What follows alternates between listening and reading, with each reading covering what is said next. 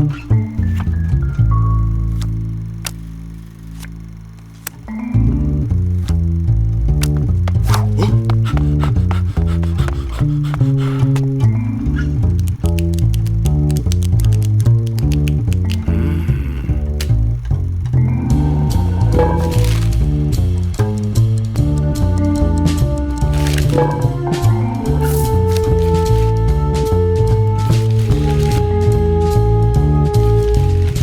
hola, ¿qué tal? Bienvenidos, bienvenidas. Hoy día estamos con la compañera Beatriz Sánchez. Bienvenida, Bea.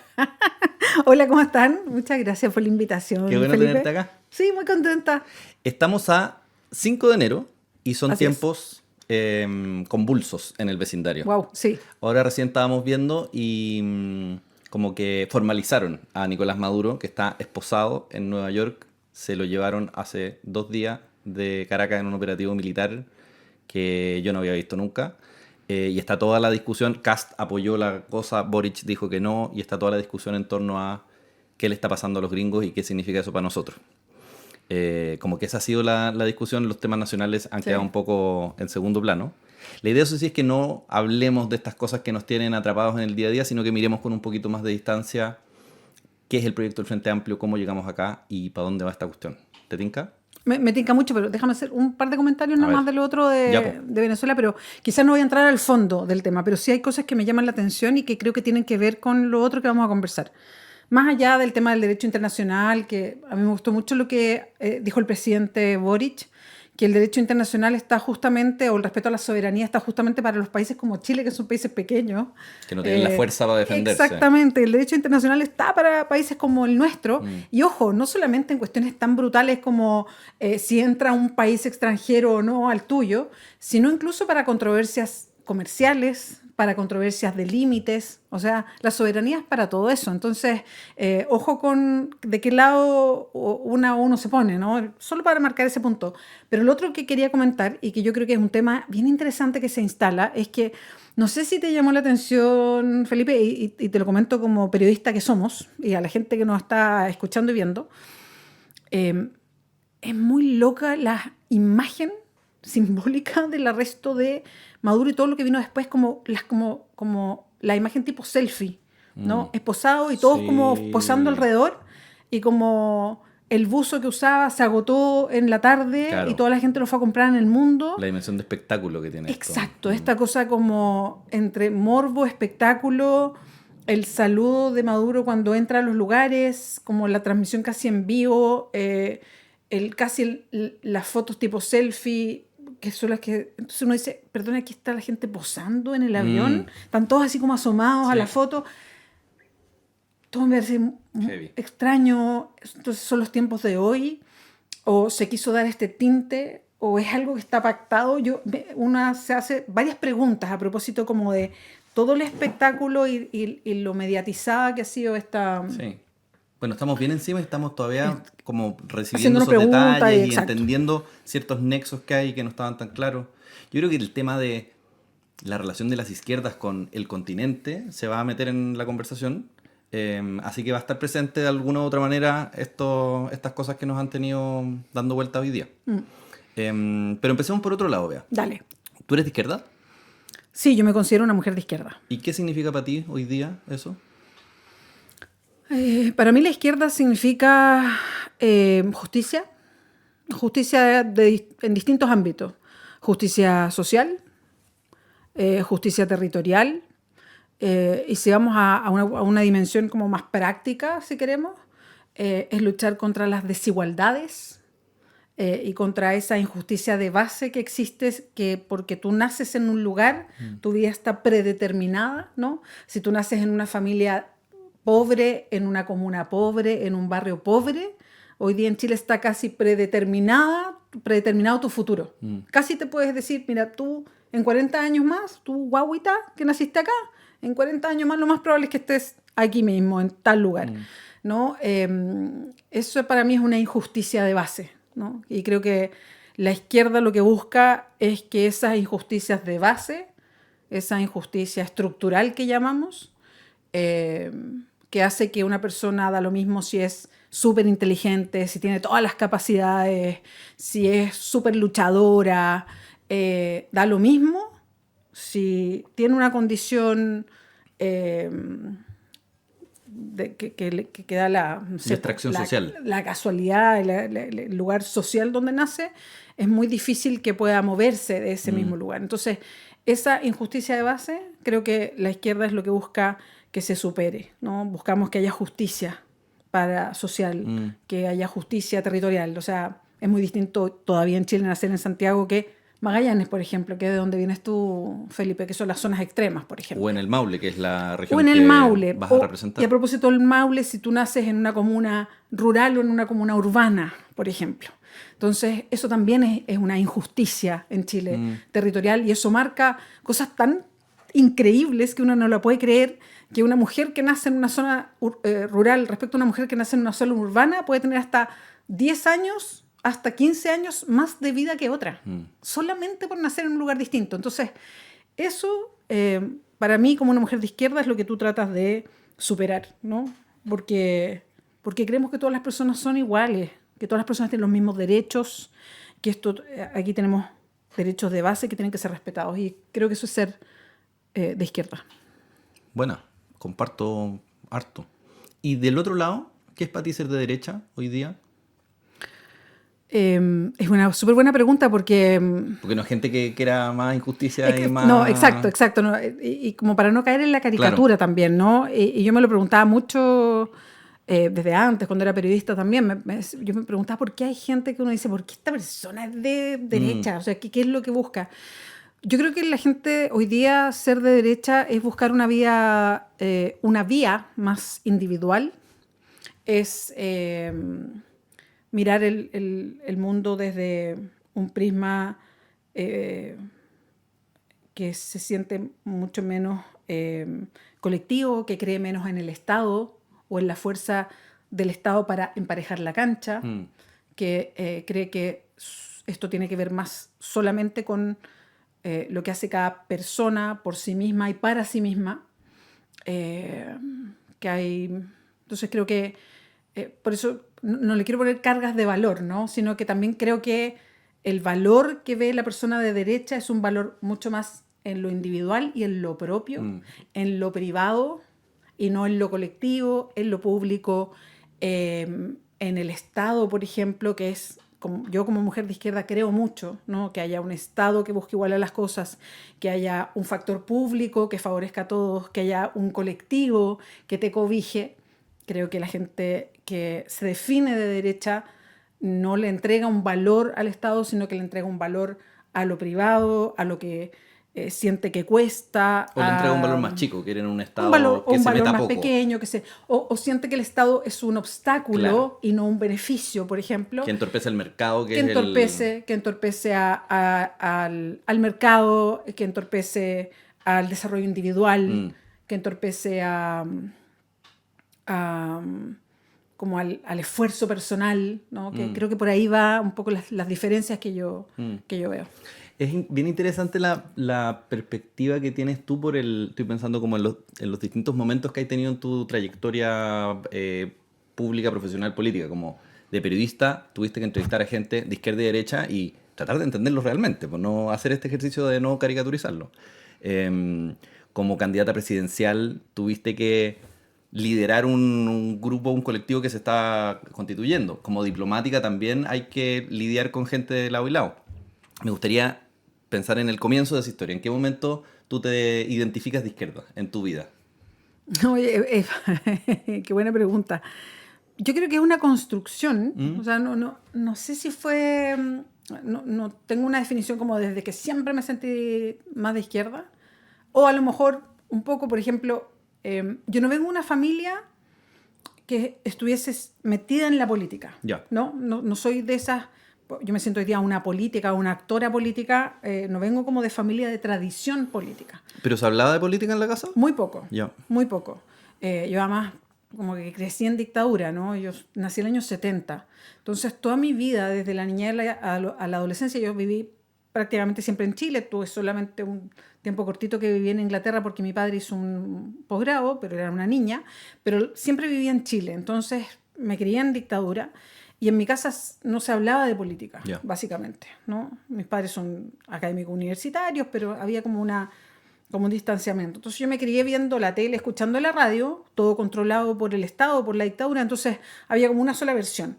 Y me acuerdo haber estudiado yo soy de Viña, entonces en esa época, estamos hablando de los años 80 principalmente, vivir en regiones era muy distinto a vivir en la región metropolitana. Muy distinto. Estábamos como años luz. Y eso que yo soy de Viña, que está al lado de Santiago, pero al lado de Santiago, no sé, yo habré venido 3 veces a Santiago. O sea, no era como ahora que uno poco menos que almorzar a Viña. No, eso no pasaba.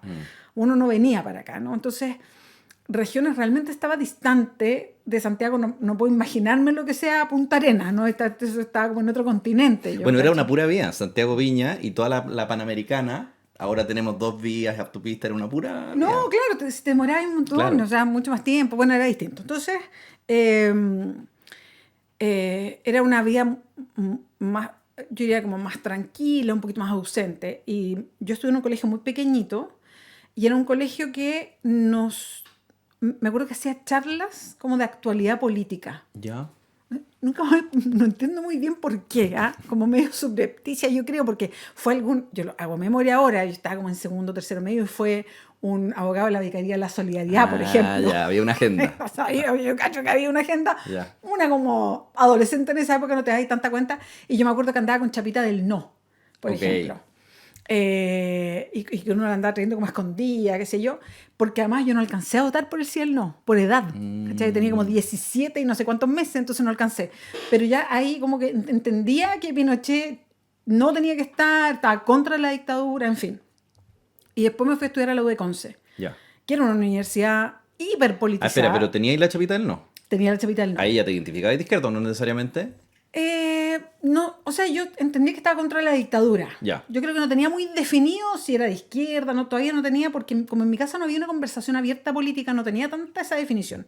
Después pasé por la Universidad de Concepción y ahí, claro, era Bien una política la universidad súper universidad. politizada, pero creo que debe haber pasado por los 4 años más despolitizados de la Universidad de Concepción, porque fue, volviendo a la democracia, o yo diría los años de transición, como que hubo una despolitización en general, ¿no? Muy profunda de las universidades, de todos los espacios que estaban hiperpolitizados como para cuidar esta democracia frágil en esa época. Yo me acuerdo que todo se hacía como de puntita, o sea, como que la gente andaba así como, oye, no movamos mucho la estantería, ni hablemos muy fuerte porque puede quedar la escoba. Bueno, tenía a Pinochet de comandante en Sí, jefe. hasta el po. 98 Claro. estuvo Pinochet dando vuelta aquí, entonces, bueno, pasaba eso. Entonces, y yo creo que me pasó como periodista, yo hice como la pega de periodista, no sé, pues desde periodista volante de la tarde reporteando, ¿no? Hasta llegar a ser editora, conductora de programas. Yo creo que me empezó a pasar esto siendo conductora de programas, Ah, ya. como una definición más fuerte. Me tocó cubrir política con harto tiempo, y ahí como cubriendo política, tú te vas dando cuenta de ciertas cosas. O sea, como ya ejerciendo la pega de periodista, te vas dando cuenta de varias cosas. Lo primero, que los periodistas no son objetivos, que la objetividad no existe, ¿no? Cuando te dicen, ay, el periodista no es objetivo, no, efectivamente, no somos objetivos. Es un ser humano. Exactamente, es un ser humano y que hay líneas editoriales en todos los medios de comunicación. Lo que pasa es que no se transparentan en Chile. En otros países sí se transparentan. Entonces, y bueno, y empieza todo el debate grande que hay en Chile sobre los medios de comunicación y las agendas que tienen los medios de comunicación. La concentración. La concentración de medios, eso para mí siempre fue un tema. Y creo que ahí empecé a tomar como partido mucho más Ya. serio de a dónde quieres estar, ¿no? En este equilibrio, en este eje izquierda-derecha, como muy claro que se vivía o se vive, eso lo puedo conversar también, en Chile. Entonces uno empieza como a tomar posición en ese lugar. ¿Y creéis que sirve el eje izquierda-derecha todavía para explicarse la realidad? Y como estoy pensando que la gente, la mayoría, cada vez más dice, no, yo no soy ni izquierda ni derecha. Estoy pensando en el ni facho ni comunacho de Parisi. Sí. Como que hay una subjetividad chilena que crecientemente le hace poco sentido esta distinción, pareciera. O sea, para mí siempre todo se puede definir entre izquierda y derecha. Otra cosa es que la gente diga que no quiere definirse o no le pone ese mote etiqueta, a claro. lo que piensa. Pero para mí, siempre tú te vas a poder definir de izquierda o de derecha, Ok. según lo que tú piensas. Sirve para explicar el mundo, entonces. Sí, para totalmente. entenderlo. Ya. Y entonces, en la universidad no te metiste a, no sé, política universitaria o... Estaba muy deprimida la política universitaria Ya. y Pero elegían un centro alumno.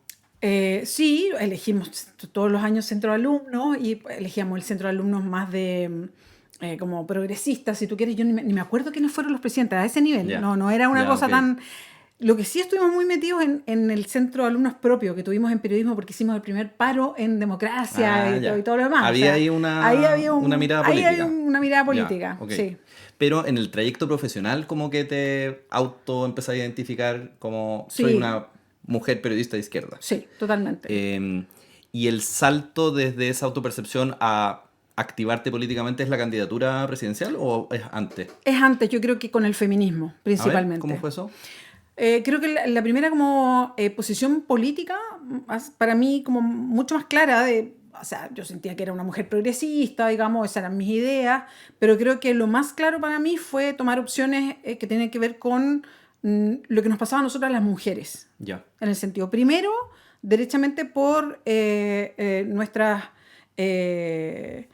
posibilidad de poder decidir por nuestro cuerpo, ¿no? Ok, aborto. Nuestros derechos sexuales y reproductivos, específicamente el derecho al aborto libre o el derecho a decidir si queremos. Eso para mí fue como un tema muy, muy importante respecto a nosotras las mujeres, básicamente por la estructura de poder que existe sobre nosotras. O sea, siempre he pensado que si los hombres tuvieran guagua, nosotros tendríamos aborto desde siempre. Creo que hay un disciplinamiento social a las mujeres porque no tenemos aborto. Eso tiene que ver con una estructura de poder de la sociedad. Perfecto. Que deja a las mujeres en un lugar y a los hombres en otro. Entonces, al entrar a esa conversación, es que entiendo cuál es mi posición Ya. respecto al poder en la sociedad, o sea, desde el feminismo, y ahí entiendo cuál es mi estructura Ok. para entrar a la izquierda. Claro, y los que estaban en contra del aborto eran de derecha. Sí, pero creo que el aborto me lleva a la conversación de fondo que define esa conversación y muchas otras, que tienen que ver con el poder.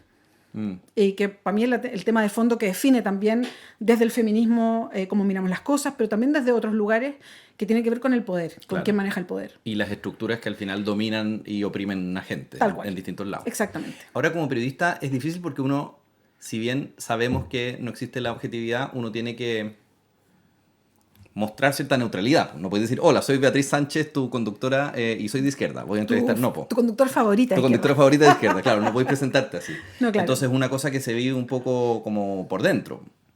No le decías a tu editor, oye, soy súper de izquierda, ¿o sí? No, pero me acuerdo que hicimos ciertos ejercicios al aire que me costaron ciertos retos también. ¿Ya? Lo que pasa es que igual a mí me pasó que a mí me tocó empezar a conducir cuando los periodistas empezaron a tener cada vez más opinión. Sí.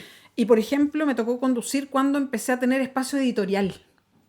Y fue muy interesante y yo agradezco mucho los medios donde lo pude hacer. Primero fue en ADN, después fue en Radio La Clave, que yo empecé a conducir y me dieron espacio editorial y era un espacio editorial no controlado por el medio. ¿Y en Hora 20 en la red no había?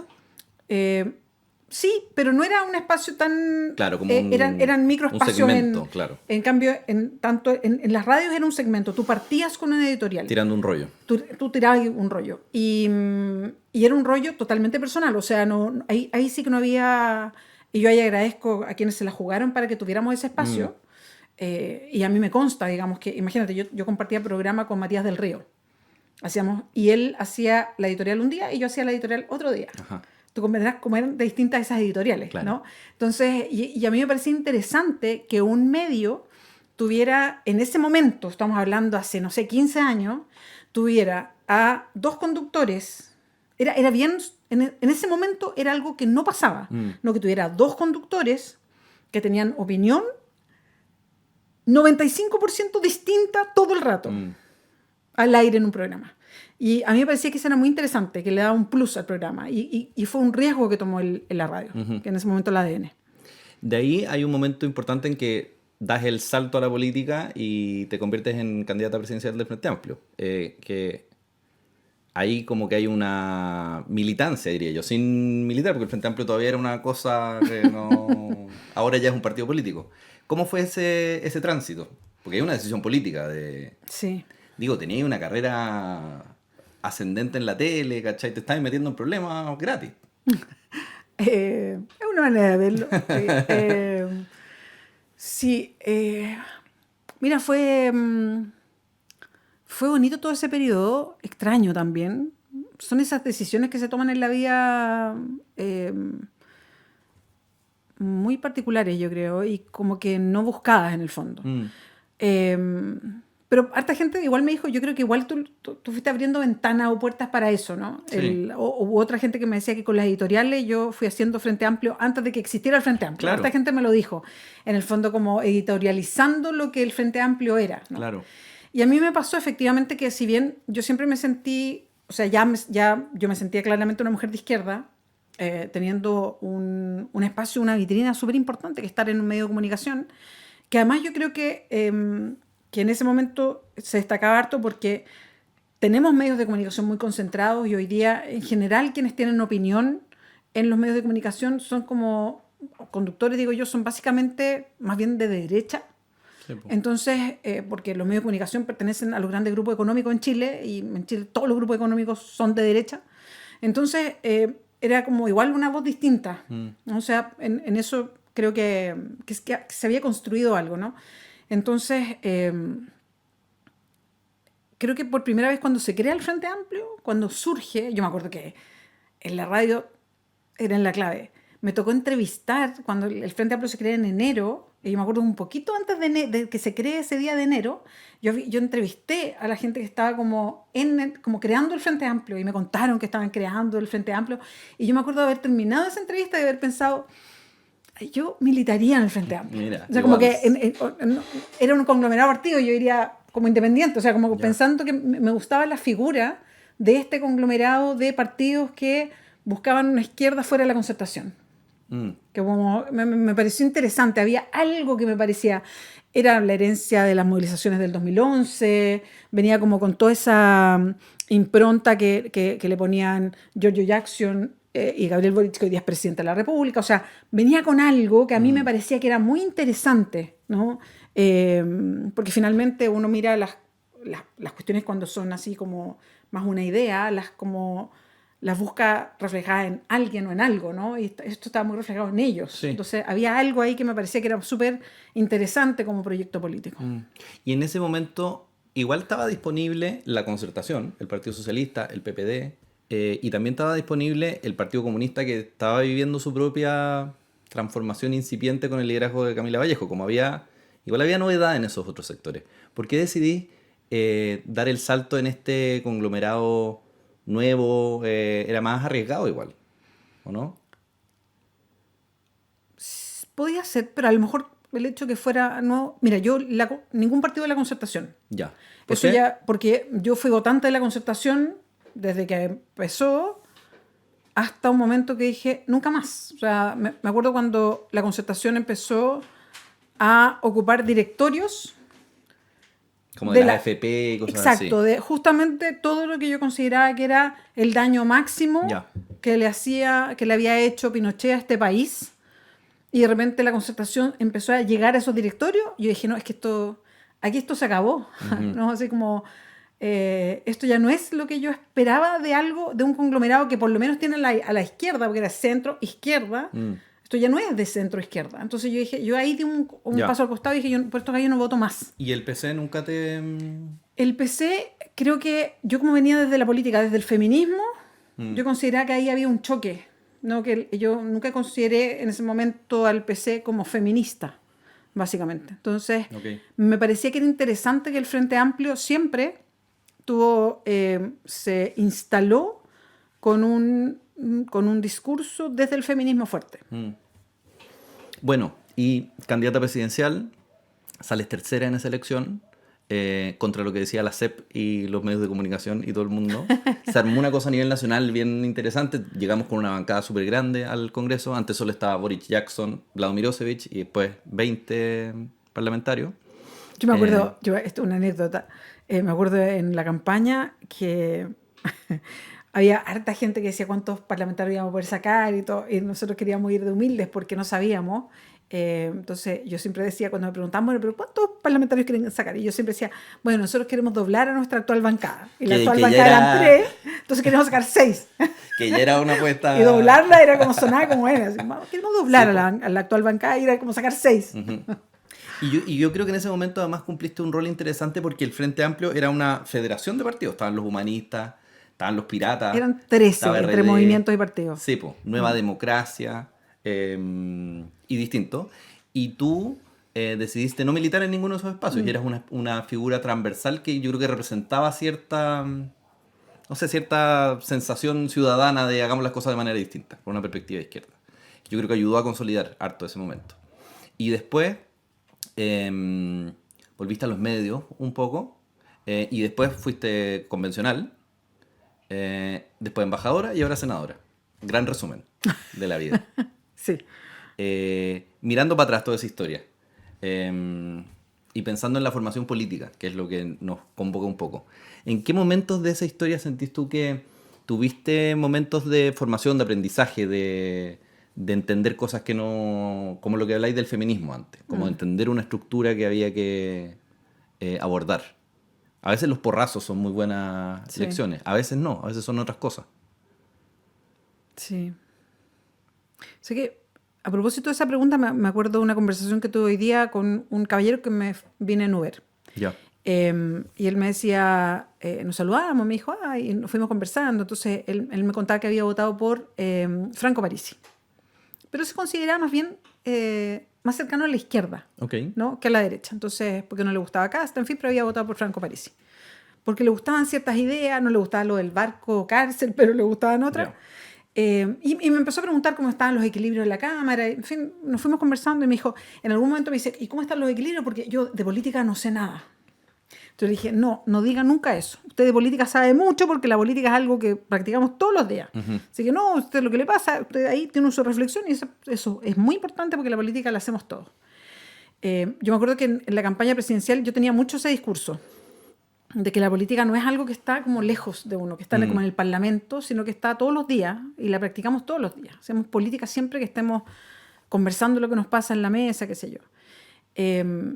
Y creo que en todo este recorrido yo me he dado cuenta que de lo que más aprendo quizás es cuando uno practica cosas.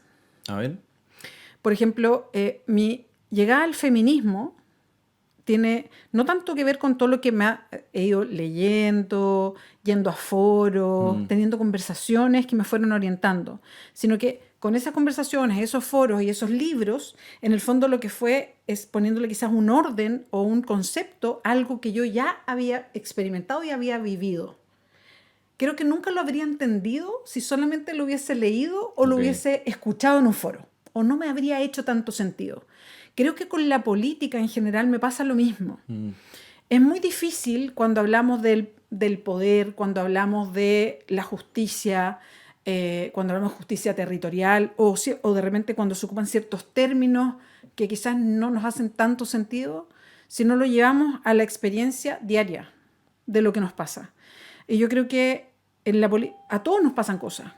Y yo creo que lo que más he aprendido, o lo que me ha hecho más entender de la política y no sentir esa como el síndrome de la impostora en política, porque siempre lo he vivido además, siempre siento que en política vengo como llegando, entonces como que no sé, a mí me pasa lo mismo que que el caballero que me lleva hoy día en el Uber, así como, Yo no sé de me política. pregunta, así como que ahora en la entrevista, como, me va a preguntar algo que no sé, así como un examen de política. Y en realidad no, en realidad esto lo experimentamos todos. Hay gente que es analista política, eso es otra cosa. Aquí no estamos haciendo un análisis de la política, sino que estamos hablando de la política que nos pasa, ¿no?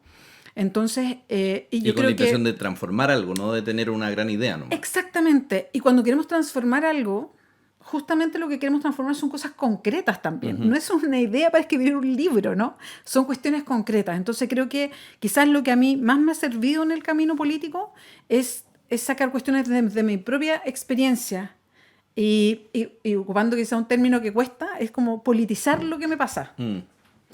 Porque, y voy a dar un ejemplo. En el Maule hay, como en muchas partes del país, hay serios problemas con el agua en ciertas zonas, específicamente en la provincia de Curicó, por ejemplo. Y estuve la otra vez con una comunidad muy pequeñita que tenía un problema serio con una APR rural, que son las aguas potables que se entregan en la ruralidad. Entonces, hay gente que las maneja y están llegando a ciertas comunidades que tienen que hacer una conexión, en fin, bueno. Hay una comunidad que le está llegando el agua potable, pero está pagando una cantidad de plata enorme. Entonces nosotros estamos ayudando a que vean bien si tienen una fuga o por qué están pagando eso. Afortunadamente les van a hacer una extensión. Estuvimos conversando con la comunidad. Y la comunidad está, hay algunos que incluso ya cortaron esa agua potable y le está llegando con camión aljibe porque no pueden pagar una cuenta de 70.000 pesos al mes, ¿no? Que es una cuenta altísima y antes pagaban 6.000 pesos. O sea, ese es el nivel de... Entonces, bueno, lo estamos ayudando, en fin, hemos estado conversando con ellos, el alcalde también ha sido un aporte, en fin. Y de repente cuando terminamos una conversación, una de las señoras me dijo, pucha, me dijo, si esto es solo un tema de voluntad. Y yo le dije, no es un tema de voluntad. El problema es que en Chile el agua está privatizada, cosa que no pasa en casi ninguna parte del mundo. El agua, que debería ser un bien común, que se regulara su uso, porque entiendo que se tiene que regular, acá tiene dueños. Y los dueños pueden cobrar y cobrar lo que se les ocurra por el agua. Y eso es un problema. Entonces lo que nos pasa no es un tema de voluntad, es un tema de negocio, con algo que debería ser de todos. Eso es politizar algo que nos pasa. Perfecto. Entonces la política tiene que ver con lo que nos pasa. La política tiene que ver con cuestiones muy cotidianas, no tiene que ver con algo que no tiene nada que ver con nosotros. Entonces por eso politizar lo que nos pasa, o sea, hablar de por qué es importante hablar de la propiedad de las cosas en Chile, por qué es importante hablar de quién es el agua en Chile, porque eso es un debate que hay que llevar al Congreso, que uno tiene que ponerlo sobre la mesa, tiene que tomar posición. Por eso, porque hay gente que de un día para otro le cobran de 6.000 a 70.000 pesos y tiene que empezar a decir, sabe que yo no lo puedo pagar, así que me quedo sin agua. Eso pasa en Chile. Entonces a eso me refiero, con que creo que desde la experiencia entrar a la política es, para mi gusto, lo que a mí más me ha servido para ir afirmando el de dónde soy, qué es lo que quiero, para dónde voy. Yo creo que eso se marcó con harta claridad en la candidatura presidencial. Me acuerdo, con lo que decía, me acordaba de la franja del ciclo del agua, ¿te acordáis? Sí. En que era básicamente esto mismo, como el problema de que usted no tenga agua en la casa es un problema político, y viene así. Y como tú decís, que son cosas que uno materializa más que discursos o ideas más intelectuales, tú has estado en espacios donde la posibilidad de materializar cosas es bien particular, pues como una candidata presidencial tiene la posibilidad de materializar como proyectos, promesas. Y quiero saber cómo procesaste esto mismo que decís en la Convención Constitucional, que fue un proceso hermoso y fallido, que tiene como, que yo creo que todavía nos queda un espacio de revisión y crítica que hacer ahí, de aprendizaje, de lecciones.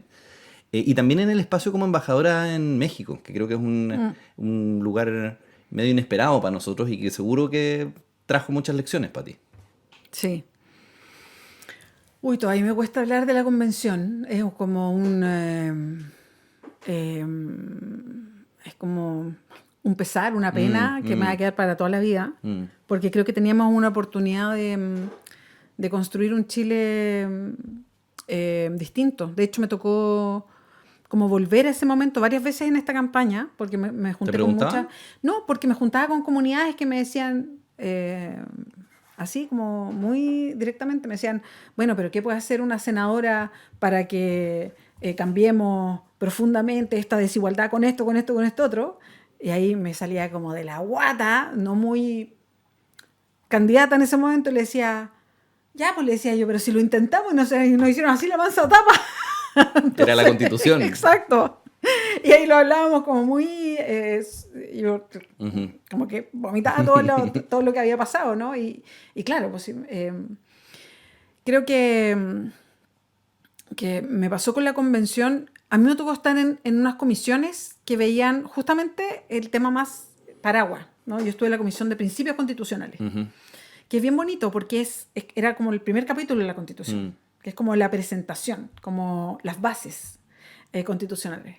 Me acuerdo además de momentos precisos, como cuando hablamos de que Chile era un Estado social y democrático de derecho, y no un Estado subsidiario, que creo que damos poco esa esa discusión que define tanto a nuestro país, ¿no? Que es como los márgenes del Estado, lo que el Estado de Chile puede hacer y lo que no puede hacer. Y lo contentos que estábamos cuando se aprobó. Y lo bonito que se veía, sí. Y lo bonito que se veía. Ahí estaba la plurinacionalidad también. Ahí Que a la estaba... gente no le hizo tanto sentido. Que no le hizo tanto sentido, o los derechos de la naturaleza, Que a la que gente no le hizo tampoco tanto no le sentido. hizo tanto sentido, ¿no? ¿Qué significa? Y todavía hoy día tú lo puedes conversar, y efectivamente me imagino que a mucha gente no le hace tanto sentido de por qué se instalan de esa manera, y es una discusión abierta todavía. Entonces, y creo que tiene que ver un poco con lo mismo que estamos hablando, y de lo... y me lo pregunto harto como periodista, me lo pregunto harto también como alguien que está en la política, que ahora voy a llegar al Senado, que voy a estar en la política, es cómo poner en diálogo o poner en conversación las cosas que se hacen, ¿no? Creo que es una de las grandes falencias que hemos tenido en la política desde siempre. En la convención creo que fue una falencia extrema el no perder el contacto con lo que estaba pasando afuera. Como de encerrarse un poquito. Y creo que ahí hay un tema pendiente de qué manera tú politizas lo común y no obligas a la gente a entender tu jerga, ¿no? A lo que está. Y yo creo que ahí hay un tema súper pendiente, y creo que entre tantas cosas, ¿no? Un tema de choque en la convención. Bueno, y tu taxista de París sí es bien expresivo de eso. Es bien expresivo de eso. Es bien expresivo de eso. La gente está entendiendo los problemas políticos de una manera distinta, o un segmento de la sociedad. O a lo mejor desde la política, como que todo el mundo le decimos, mire, usted quédese ahí en su trabajo, yo voy a hacer la política por usted. Claro. ¿No? Porque también, que fue uno de los temas también que tocamos, es cuánto participa la gente de las decisiones que se toman. Si tú abres las puertas a que las personas participen más, por supuesto que todo se vuelve mucho más complejo, muchísimo más complejo. Pero al mismo tiempo, todos se van a hacer mucho más cargo de lo que pasa en el país. Pero ¿no? también cuánto la gente realmente quiere participar día a día en esto, porque al final del proceso constitucional estábamos todos cansados. Ya no quiero ir a votar más. Sí, bueno, es que nos tocó un proceso plebiscitario y la participación política también agota. Sí, lo que pasa es que yo creo que ahí hay desafíos interesantes de la política que yo digo, para los que estamos que participamos en partidos políticos, grandes preguntas, ¿no? Hoy día la política tiene que como forzar a la gente a que vayamos a una reunión un día sábado a las 3 de la tarde, o como partidos políticos tenemos que ir donde están las personas. Claro, eso es clave. ¿Tú, qué estás haciendo? Vamos para allá. Y eso los nos ha acompañamos. faltado. Y yo creo que tenemos que hoy día buscar mecanismos más diversos, interesantes, entretenidos, de ir donde están las personas y no que las personas vengan donde están los partidos, ¿no? Claro que sí. Y bueno, y son muchos pendientes ahí. Pero, es buena tarea pendiente. Yo creo que es como interesante pensarlo. Ir a buscar también a la ciudadanía. Sí, claro. Que tiene harto que ver con el origen del Frente Amplio, como un grupo de gente que originalmente eran dirigentes estudiantiles y estudiantes que salieron a marchar porque encontraban que las cosas estaban injustas y conectaron con la gente. Y a partir de ahí, el Frente Amplio ahora es mucho más que eso, pero ese es uno de los orígenes, que tiene que ver con una vocación de ir a buscar a la gente. Oye, y la embajada, la vida diplomática, Sí. ¿qué lecciones sacáis de ahí? Un mundo extraño, ¿no? Sí, y fue eso súper interesante porque yo nunca había trabajado en el Estado. Ya. En mi primera experiencia como trabajadora del Estado. Y fue súper interesante porque entendí, por ejemplo, todo lo que el Estado cumple como estando afuera para los chilenos y chilenas. De hecho, en México conocí más chilenos que mexicanos, porque son mucho más chilenos los que van a la embajada que mexicanos, ¿no? Los mexicanos que conocí eran mexicanos y mexicanas que trabajan en la Cancillería mexicana, Claro. que eran como mis contrapartes. Pero los chilenos y chilenas sí, que recurrían mucho a la embajada por distintas cosas. Y eso que la embajada no es el consulado, que es que la gente que va a buscar documentos, en fin. Pero sí, ahí uno se da cuenta de lo que el Estado cumple, facilita, realiza, y fue muy bonito eso.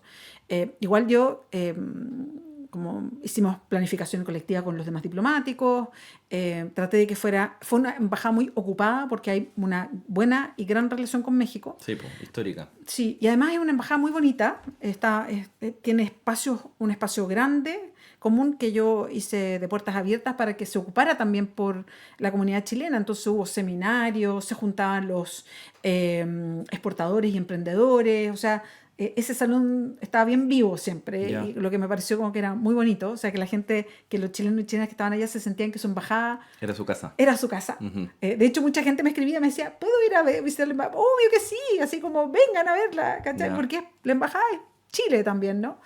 Así que eso fue bonito.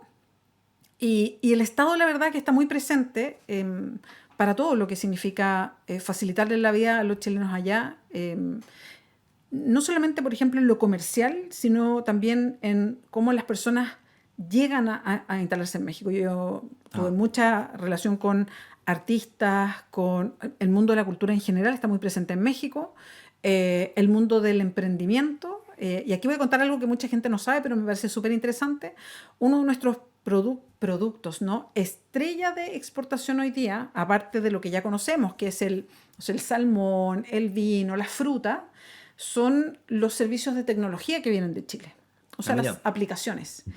Y están llegando de manera muy importante a todo el mercado latinoamericano y hoy día especialmente a México. Como startups y esas cosas. Sí, son startups, principalmente aplicaciones para todo el sistema financiero, aplicaciones bancarias, Ya. las fintech que se Ok. llaman, para la agricultura o las agrotech que se llaman, para todo el tema de salud, las healthtech y así Ah, mira. sucesivamente. Y todas vienen están hechas en Chile y tienen muy buena llegada al mercado mexicano y hoy día se han transformado en nuestro producto estrella de exportación. Y eso es muy interesante porque es inteligencia chilena que llega a otro lado. Mira. Les ha ido muy bien. Antes hacían como un trayecto que era básicamente irse al mercado peruano, después al colombiano y de ahí saltaban a México. Ya.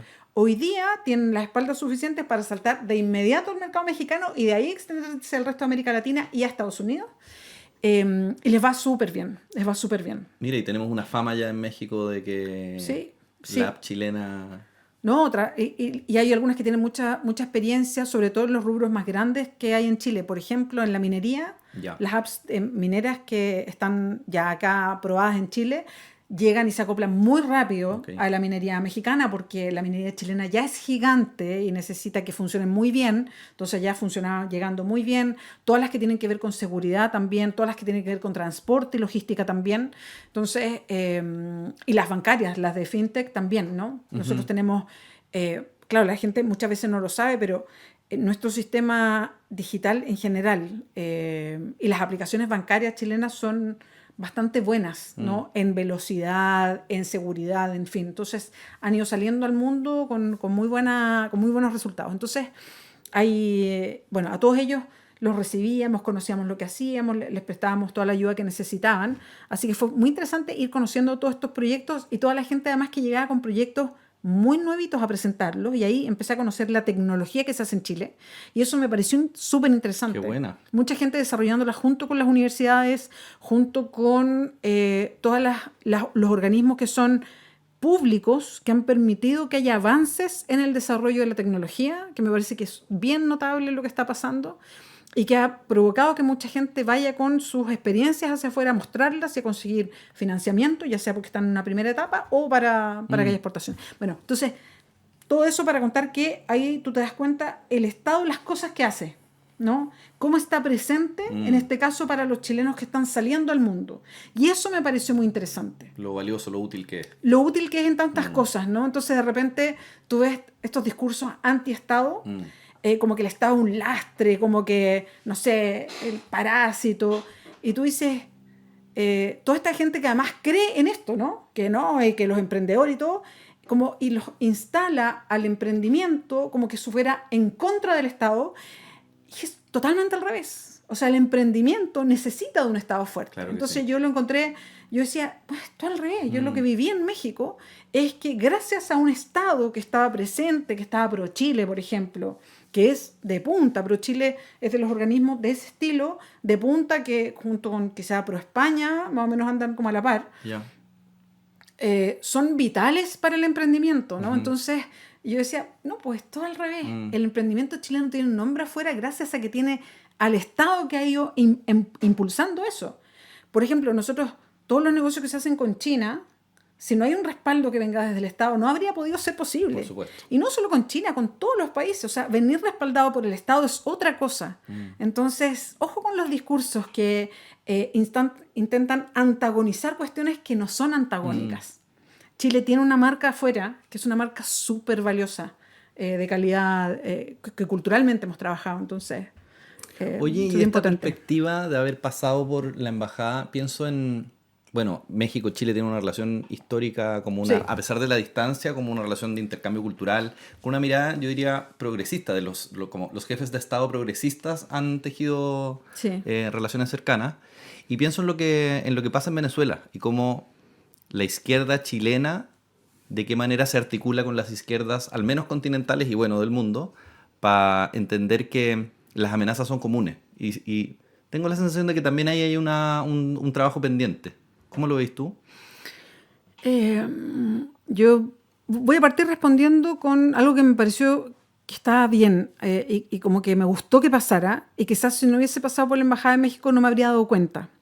Y que fue el comunicado que sacaron las cancillerías de varios países, Sí, de los países progresistas claro. de América Brasil, Latina, Colombia, España, España, de América Latina y España, Uruguay. a propósito del caso de Venezuela. Y creo que en el momento en que pasa lo de Venezuela y salen todos como individualmente, yo como de inmediato pensé, no, aquí ojalá salga algo Claro, en conjunto. júntense. Exacto. Mm, Porque creo que nos hace falta articularnos más. mm. Porque las derechas, las ultraderechas lo hacen. Están súper articulados. Están muy articuladas y no solamente se articulan juntándose y compartiendo experiencias, digamos. Ellos tienen decálogos que los ocupan, pero así, tal cual, en todos los países donde están. Mm. Y públicamente, esto Sí. no es secreto, no, eso lo hacen públicamente. Y creo que nosotros deberíamos articularnos más. Creo que ha habido una intención en el último tiempo de hacer eso. A nivel presidencial me parece que es bien interesante. Creo que esto que se juntaran las cancillerías y los presidentes de los países a hacer este comunicado conjunto es una muestra de eso. Yo que estuve en la Embajada de México, esto es como un dato que yo creo que es interesante decirlo. Hacer comunicados conjuntos entre los países es muy difícil. Claro, cada detallito. Cada coma, cada palabra. Y que hubiese salido tan rápido en un caso tan complejo como el de Venezuela, Bacán. habla muy bien Bacán. de la relación que tienen todos estos países. Nos estamos entendiendo. No es menor, no es menor. Mm. O sea, eso es súper complejo, porque cada país, no, yo esta palabra no usaría, yo usaría esta otra. Cada país tiene eso. Y que haya salido rápido es porque ya hay un flujo, hay un Ya. entendimiento, y eso me parece que es Estamos bueno. encaminados. Es bueno, eso yo creo que es muy bueno. Entonces, pero yo creo que eso hay que ponerle más carne. Ok. O sea, y puede haber relaciones, ahora que voy a estar en el Senado, ojalá haya relaciones parlamentarias también, relaciones de las distintas expresiones de la sociedad, que no son solamente la de los estamentos políticos, Claro, por decirlo de de las alguna manera, instituciones. sino también de la sociedad. Creo que es súper interesante estos intercambios y por varias cosas. Creo que hoy día todo lo que nos pasa es global, no individual. Y si creemos que tenemos respuestas individuales para los temas globales, estamos equivocados. Ujú. Las respuestas son globales y tenemos que buscarlas con los vecinos, no de manera individual. Entonces, por eso es tan importante que estemos siempre buscando conversar con los otros. Obviamente tenemos un diálogo más cercano con los que nos llevamos mejor en muchos momentos, pero creo que desde la política, pero desde la sociedad también, tenemos que estar siempre en diálogo permanente y generar estos diálogos también. Por todo lo que nos pasa hoy día. Cada vez es más global y menos individual, y claro, en Chile tenemos esta mirada isleña, ¿no? Sí, po. Y creemos que todo lo que nos pasa, como que nos pasa a nosotros nomás, y claro, no es así. Bueno, como estas cosas son colectivas, tenemos a Luis Emilio Briceño, que también es parte de la conversación. ¿Qué dice usted? Aquí disfrutando la conversación, pero con una pregunta también. Tú tuviste la suerte o la dificultad de ser convencional. Al poco tiempo te tocó ser embajador en México y después volviste a hacer campaña, más o menos, o sea, haciéndolo corto. ¿Qué diferencia, distancia sentiste en Chile en ese tiempo que estuviste fuera? O sea, estamos en México, vemos las cosas de otra manera, llegamos a Chile y Chile ha evolucionado de cierta manera, que nosotros tal vez no nos damos tanto cuenta al haber estado trabajando, algunos en el gobierno, otros militando, otros trabajando sus pegas normales. ¿Cómo sentiste Chile en esos 2 años que estuviste fuera? Sí, ¿Cómo lo 2 años sentiste y al medio. llegar? Porque además llegaste directamente a la carne, o sea, a la campaña, a la cercanía con la gente, con gente que no conocía, entonces confrontándote con situaciones que no eran cotidianas, digamos. Sí. Uy, sentí un país muy atemorizado. Y yo no me había ido con un país que tuviera tantos temores. Eh, y me pasa, y eso es lo que más me... Y lo dije harto haciendo campaña también. eh, Como que yo me revelo mucho a que me convenzan de que Chile es un país donde hay que tener miedo todo el rato. Yo me revelo mucho a que me convenzan de que tengo que desconfiar de todos mis vecinos. Yo me revelo mucho a que me convenzan de que tiene que primar el odio y no otras cosas. Yo siempre digo como un mantra, así, yo prefiero confiar en todo el mundo hasta que me demuestren lo contrario. Yo creo que los países se arman desde el cariño, no desde el odio. O sea, creo totalmente en otra cosa. Entonces, sentí como que nos estaban convenciendo de que somos un mal país. Esa es mi sensación cuando volví y es súper loco porque cuando estaba en México, entendiendo todo lo que puede pasar con Chile, que yo creo que tenemos desigualdades, que hay una serie de cuestiones que a mí me encantaría que pudiéramos ir superando, ¿no? La concentración del poder, en fin, y las injusticias de las que hablábamos antes, pero Chile ha ido construyendo en el tiempo algo muy complejo para ser un país que está tan lejos y para ser un país tan pequeño. Ha ido construyendo una suerte de marca Chile y Chile está considerado afuera como un país responsable, como un país serio, como un país de gente muy trabajadora. Y es muy bonito escucharlo así afuera, cuando hablan tan bien de tu país. Y a mí me pasó que sentí una cosa así en el cerebro muy extraña cuando volví y los propios chilenos hablaban pésimo de Chile. Y todo el mundo consideraba que Chile estaba pésimo, que éramos lo peor, que todo estaba mal, que está... Y a mí me parece que volví como a un país que estaba como no queriéndose a sí mismo y como que primando la desconfianza y primando y como convenciéndonos de un país que no es. Eso es lo que creo que más me llama la atención y yo me niego a que me convenzan de que Chile es el país de la desconfianza y del miedo permanente. Pero en ese caso, ¿quién es responsable de eso? ¿Los medios, los medios de comunicación, digamos, o nosotros mismos como receptores? O sea, hay que echarle la culpa a alguien, digamos. Hay algo que está articulado de ciertos poderes políticos, lo que decía ahí al comienzo. ¿Hay algo que podamos hacer para cambiar esa imagen que tenemos, esa autopercepción de Chile? Es que yo creo que desde la política tenemos que pelearla también. Yo creo que hay que pelear, o sea, creo que basta de la palabra crisis, por ejemplo. Todo en Chile es una crisis. Crisis de seguridad, crisis de la migración, crisis de... Todo es una crisis, todo es tremendo, todo es terrible, todo... Entonces llega un momento en que, ay, ¿qué pasó acá, no? Creo que hay una instalación, o sea, hubo una instalación, creo, desde la derecha muy pensada, porque si todo es una crisis, entiendo yo que Kast sugiriera, o el presidente Kast hoy día, o el presidente electo es, ¿no? De que necesitábamos un gobierno de emergencia.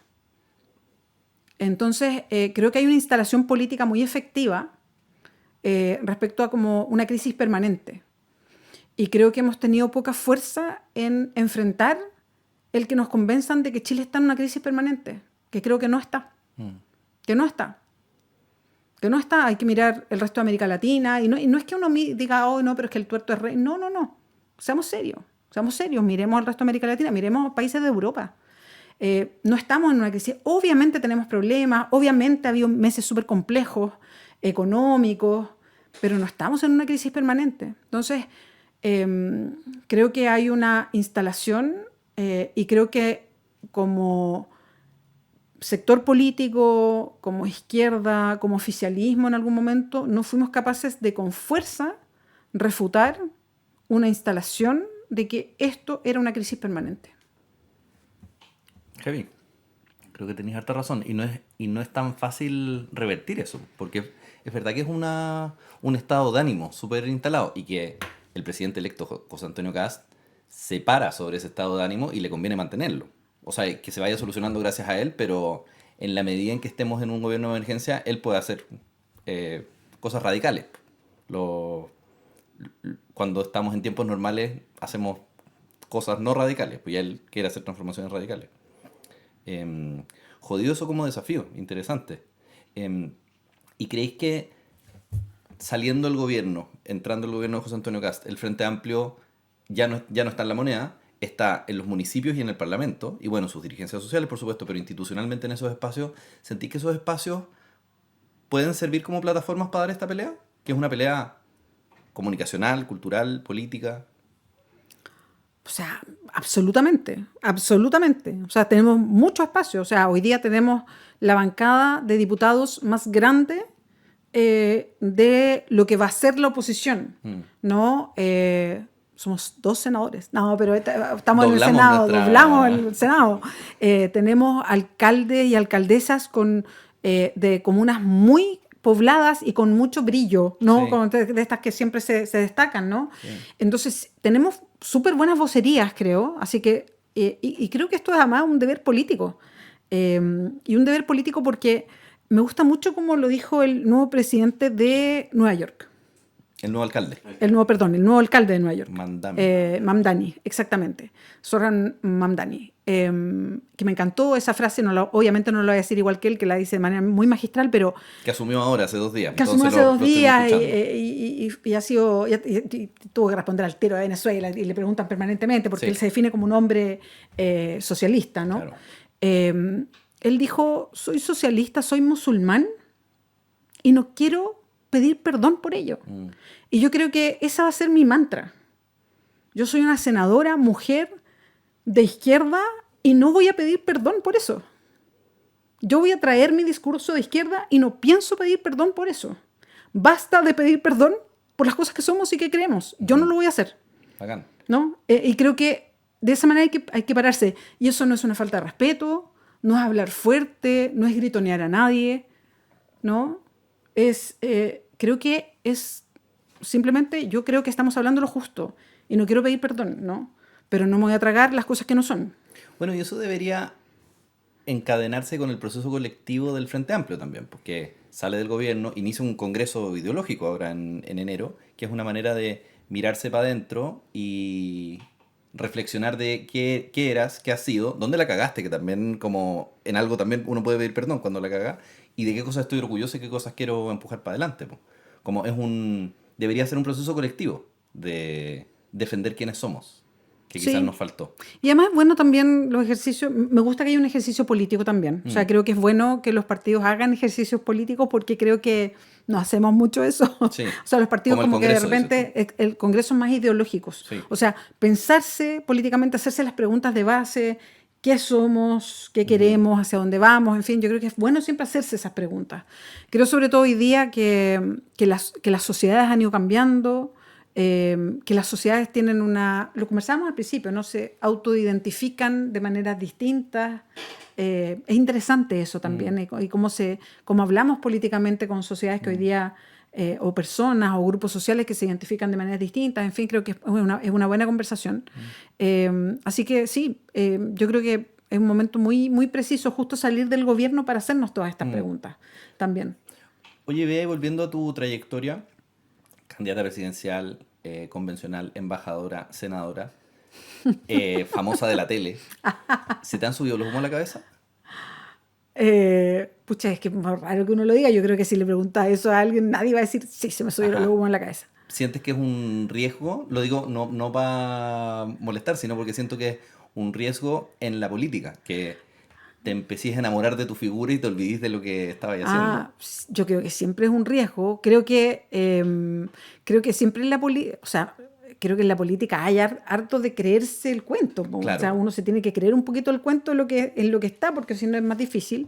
Entonces, y claro, me imagino un tema así como de egos y todo eso. A mí me pasa, creo, y es un poquito feo así como de decir, no, justo a mí eso no me pasa, pero porque obviamente que yo creo que a todo el mundo le pasa, pero yo igual entré, creo que vieja a todo esto. Entonces, cuando tú entras más vieja, es como que lo sopesas mejor, ¿no? Y sabes que hay mucho de espectáculo en todo esto. Y veníais de la tele, además. Y venía de la tele De y la a mí radio. me habían dado un consejo súper bueno. A ver, Tengo que decirlo, a mí este consejo me lo dio Matías del Río. ok. Y creo que ha sido un buen consejo que me dio para la tele primero y que me ha servido mucho para la política. Me acuerdo cuando entré recién a la tele, él me dijo, mira, te va a pasar esto. Te van a empezar a pasar cosas porque sales en la tele.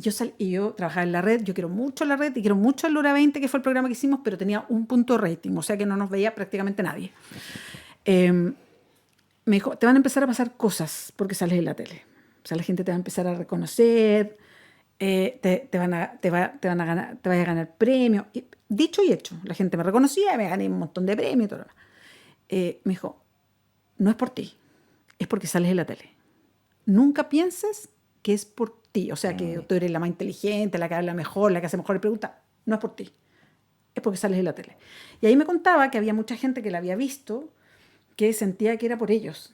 Que ellos eran especiales. Que ellos eran especiales y que negociaban después y que si no, entonces si no me pagan esto y me voy, o negociaban mejores, que si yo quiero estar primero, salir primero en el no, lo que sea.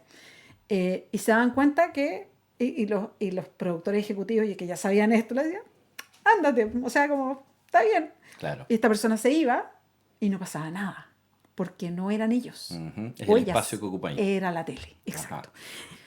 Y Ya, yo lo buena, encontré súper súper buen buena consejo y efectivamente siempre lo entendí así. O sea, yo entiendo que todo está, o sea, esto de salir en la tele, como dices tú, es el fenómeno de la tele. Yo sé que no es una, es la tele. Ujú. No es, y en la política tiene que ver un poquito con eso, es como el rol que Claro. cumples. En tu caso, muy claro, el escaño en el Senado. El Es una silla. Senado, que fui candidata presidencial, Sí. pero no es que yo sea la más inteligente, no, es que me tocó estar en un momento, me tocó liderar procesos, entonces tiene que ver con eso. Ya. El que uno esté como dando la cara, digamos, hay un montón de gente que está atrás en el mismo proyecto. Son proyectos políticos, son proyectos colectivos, que alguien pone la cara, pero son proyectos políticos y colectivos, no es una persona. Está bueno. Gracias, Matías, por el consejo. Sí, no, es un buen consejo. Sí, bien. Es un buen consejo. ¿Y cómo te imagináis al Frente Amplio en 10 años más? Échale.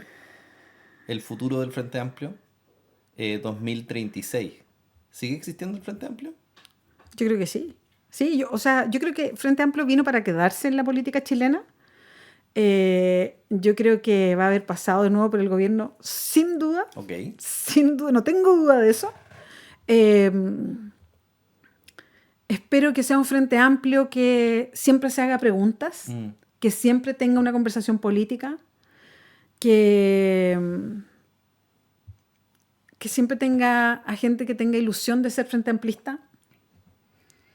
Me contabas que en el Maule lo habíais visto de alguna manera, como gente que se estaba activando políticamente y que se estaba encantando de una forma de hacer las cosas. Sí, es verdad. Y que se puso a militar en el Frente Amplio. Y eso me gustó mucho, es muy bonito. Y es una responsabilidad también. Claro. Y es una responsabilidad. Ya. Sí, y que siempre se hagan las preguntas también. Las preguntas más duras, ¿no? De qué estamos haciendo, qué hacemos bien, qué hacemos mal. Cómo seguir, cómo lograr que la gente siga participando en la política, ¿no? Que yo creo que es uno de los temas más complejos. Claro, que no se desencante, que siga Que no se creyendo. encante y que siga participando en partidos, entendiendo que no va a ser nunca algo así súper masivo, vamos a tener 70% de militantes en los partidos, porque creo que no, las sociedades no están en eso, la gente tiene participación política, no necesariamente en partidos, que yo creo que es interesante también entenderlo. Hoy día hay muchos espacios de participación, no necesariamente tan hiperpolitizados, pero hay de participación, muchos espacios de participación política también. Uno de ellos son los partidos políticos. Claro, no es la única manera, que es lo que decía antes. Exacto. La política la estamos haciendo cotidianamente. Sí. Y si pudierais darle un consejo a un militante nuevo que acaba de entrar al Frente Amplio, tú llevas un buen tiempo en esto. No me digáis que no voy a dar ningún consejo. Sí, pues te voy a decir eso Sí, ya todo te el vi la rato. cara, te vi la cara que querés para es que allá. yo no doy consejo, yo siempre digo que no doy consejo. Un tip, una... Sí, eso uno puede dar una opinión de algo. Imagínate una persona que pilló el video y acaba de entrar al Frente Amplio y le interesa como ya, a ver de qué se trataba esto. Sí. Lo primero como opinión es paciencia. Primero paciencia, porque, y yo lo he dicho varias veces, los partidos políticos no son distintos a la sociedad. Yo no le pido a los partidos políticos que sean como ideales, ¿no? La política es lo más humano que yo conozco. Entonces, la política tiene lo mismo que la humanidad. Tiene egoísmos y tiene cosas luminosas, tiene momentos muy duros y momentos muy lindos. Y los partidos políticos tienen bastante de eso también. Entonces, primero paciencia, después disfrutar algo que por lo menos a mí me ha gustado mucho de estar en un partido político, que es encontrar gente muy diversa que busca algo muy parecido a ti y que no tiene que ver como con un interés inmediato, sino que es como un horizonte. Colectivo.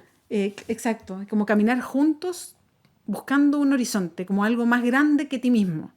Y eso me parece que es bonito porque hay como algo de fondo. Como encontrarse en ese camino, creo que ha sido súper bonito. Sí, sí.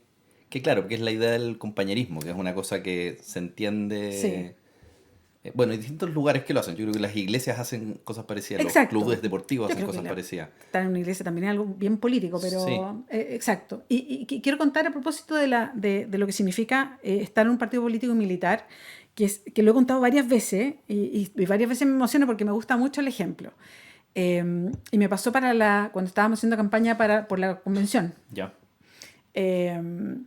Que me acuerdo que nos juntamos hicimos como una vaca, así como juntamos plata con el Benito Baranda, que era convencional, y estaba yo, y andábamos cada uno con quienes trabajamos directamente. Yo andaba con Cristian, que trabajaba conmigo, el Benito andaba con la Cata, que trabajaba con él, éramos 4. Y me acuerdo que nos fuimos a Arica y tomamos un bus, y nos fuimos a Arica, Iquique, Antofagasta y así. Entonces, y en cada lugar nos quedábamos una noche, porque hacíamos actividades, radios en todos lados, medios de comunicación, hacíamos varios encuentros, nos quedábamos una noche, al otro día en la mañana partíamos, y así. Y nos íbamos consiguiendo lugares para dormir. Yeah. Y en Arica, en Iquique y en Antofagasta nos quedamos a dormir en casas de militantes del Frente Amplio, los 4.